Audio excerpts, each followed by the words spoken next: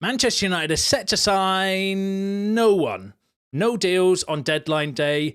Manchester United say they are calm without getting new signings.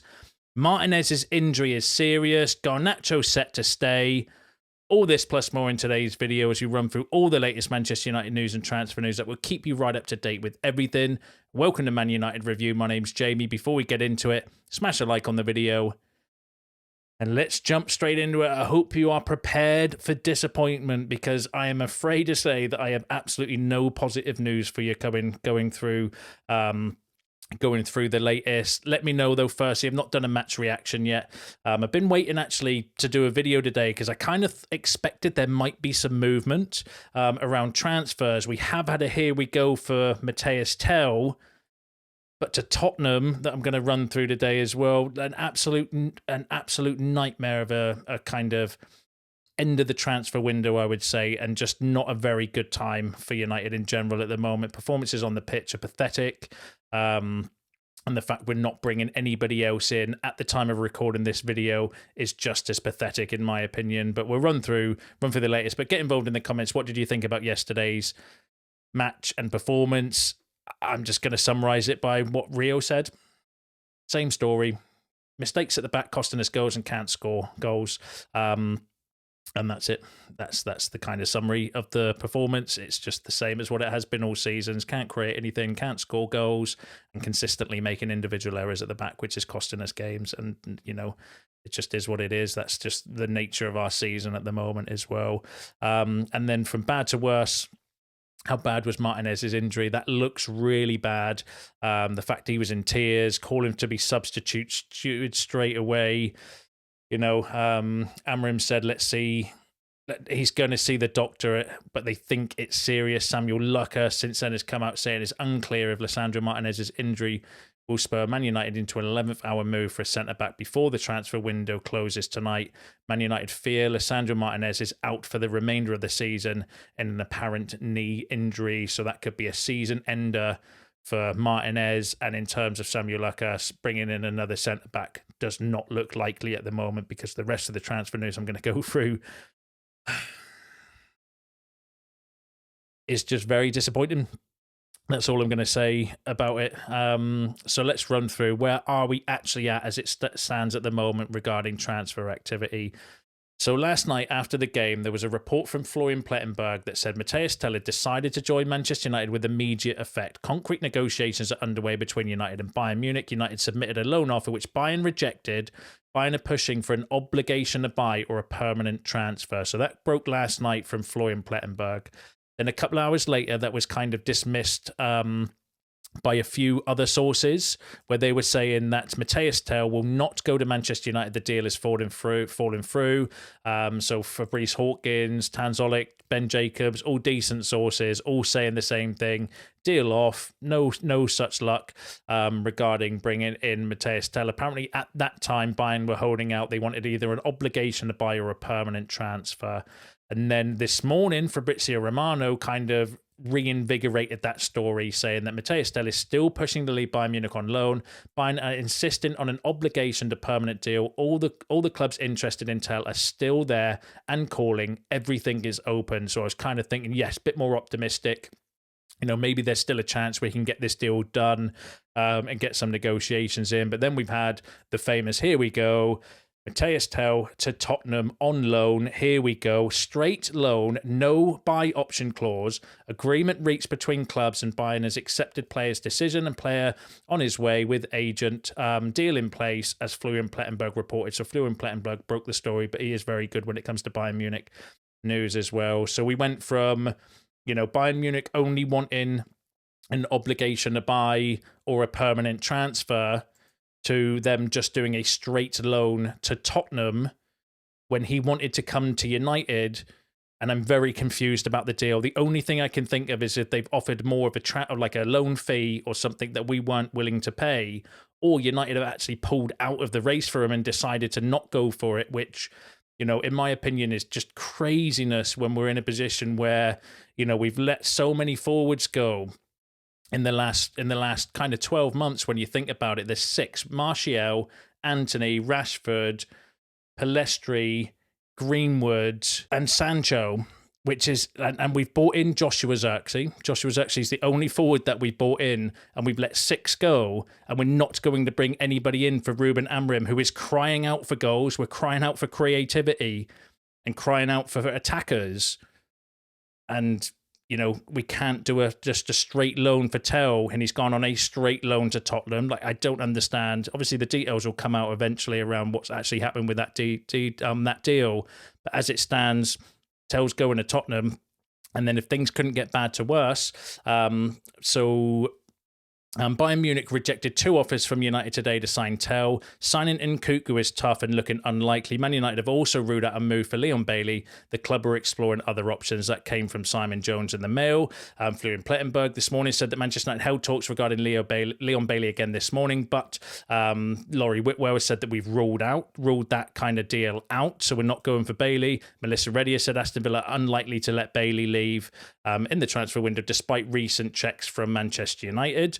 And then Nkunku, Romano has said the links between Manchester United and Christopher Nkunku I can't confirm. We'll see tomorrow, but the player doesn't want to go on loan. He only wants a permanent move. And David Ornstein has said that he's set to stay at Chelsea as well. So Christopher Nkunku is staying at Chelsea despite interest from Manchester United and Bayern. United's loan inquiry was rebuffed. So that we've gone from yesterday, you know, potentially looking at Tel, Nkunku and Leon Bailey to neither. None of them are coming. Nkunku staying at Chelsea, Bailey staying at Aston Villa, and Tel's going to Tottenham on a straight loan with not even an option to buy or an obligation to buy. So I don't understand what's happening with that kind of deal. Graham Bailey said that Ruben Amorim has made it clear to Jason Wilcox he wants a striker before the transfer window closes. But as it stands at the time of recording this video, there are no links to any other players. Laurie Whitwell said that Manchester United want to stay financially prudent into the final 24 hours of the January transfer window. United are calm should no further signings arrive. I'm glad they are. Insiders are playing down the prospect of Manchester United signing anyone on deadline day. Deals for Mathys Tel and Christopher Nkunku are regarded as unlikely. That came from Simon Stone, who's a good source. And Jamie Jackson, the same thing. It's very unlikely Manchester United can or will revive any deal for Mathys Tel, but it's okay because United are relaxed about the situation. So Manchester United's recruitment team are relaxed about the prospect of ending the transfer window without signing a striker. So as I mentioned, as it stands, we're not getting anybody. Our January transfer window will be Dorgu and Heaven. That's it as it stands at this moment in time. And I'm recording this video at approximately 4:30.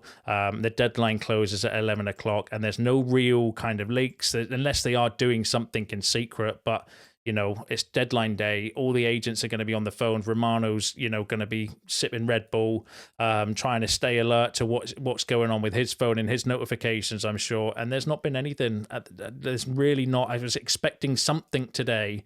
A Tel, even a Leon Bailey, or, you know, a Dorgelus or something of that nature. So I just don't understand. I'm incredibly frustrated. And I understand the financial situation, but the whole point of removing Anthony and Rashford on loan deals, yes, it's only loan deals, but the wages we were saving was apparently meant to bring in somebody on loan. And there's nothing kind of going on, and it is incredibly frustrating. And I just can't understand how anybody that owns a football club can look at it and say, okay, well, we've let 6 forwards go. We've bought in 1, and we're going to do nothing in the January transfer window when effectively you are down to 4 forwards. So our only forwards is Højlund, Zirkzee, Garnacho, and Ahmad. Yes, Bruno can play there as the 10, but he's playing he needed to be playing deeper in midfield, and Mason Mount potentially can play there, but when is he ever fit for the team? Like, he'll probably come back for a couple of weeks and be out for the rest of the season again. I just think it's absolutely shocking. Like, I think this is worse than not getting a left back in the summer transfer window, and I wasn't happy about us not getting a left back in the summer transfer window as well. This is up there with, you know, You tell me, am I overreacting, or is this genuinely a concern for you? So effectively, you know, the season's pretty much gone anyway, but there are still things to play for.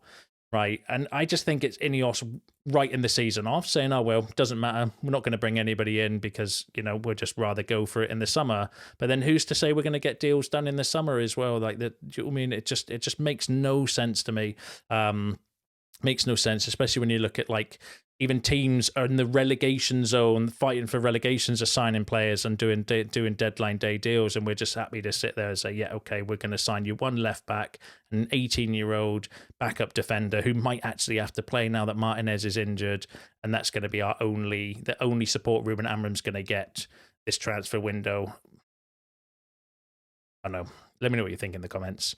There have been a few other kind of rumours that we'll go through. So we'll go through the Garnacho situation. So a report came out from a fairly decent source saying that Chelsea are set to make a late move to sign Alejandro Garnacho on transfer deadline day. Christopher Nkunku's situation could hold the key to any deal being done. Chelsea and Manchester United are and will be in talks throughout the day, but Fabrizio Romano said nothing's happening with Garnacho. Nothing is happening regarding Alejandro Garnacho at the moment. He stays at Manchester United and Napoli, are working on other deals. They are no longer trying for Garnacho. If something happens, I will update you. As it stands at the moment, Garnacho is set to stay, and then too late now to sell him because we're not even getting anyone to replace Rashford and Antony. So good luck trying to replace Garnacho, with only a few hours left of the transfer window. There's been a report from Fachajes, but they're not the most credible source, saying that Roma are not giving up on Casemiro. They want him on loan and will try again today. Casemiro wanted Saudi Arabia move, but if he wants to play, then Roma is his only option for now. Saudi Pro League's transfer window is closed, so they're not coming in for him.